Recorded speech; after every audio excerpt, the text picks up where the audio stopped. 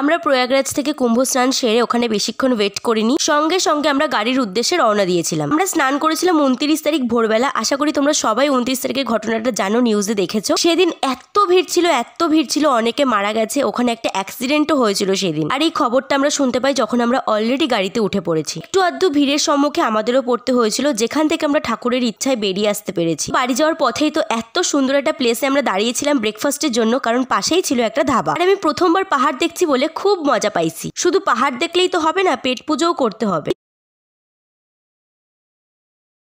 এই পাহাড় দেখতে দেখতে মিষ্টি দই খাচ্ছিলাম। ব্রেকফাস্টে খেয়েছিলাম পনির মশলা রুটি, আর এটাও কিন্তু পাহাড় দেখতে দেখতে। এরপর দেখলাম একটা আখের ক্ষেত থেকে একটা আখ চুরি করা হয়েছে, যেটা খেতে তো সেরা মিষ্টি ছিল, পুরো টাটকা আখ। এর ফুল ক্রেডিটটা কিন্তু আমাদের লালাদার। মোটামুটি সব সময় আমাদের কিছু না কিছু ভাবে মুখ চলছে। সারাদিন খাওয়ার পর রাতে আমাদের কিচ্ছু খাওয়া জুটছিল না, সব খাওয়ার শেষ, কিছু পাওয়াও যাচ্ছিল না। এদিকে আমরা 7-8 ঘন্টা জ্যামে আটকে আছি। লাস্টে একদিন এক রাত আমরা অভুক্ত থেকেছিলাম, আর তারপরে কিন্তু শক্তিগড়ের ল্যাংচা খেয়ে আমরা বাড়ি ফিরলাম।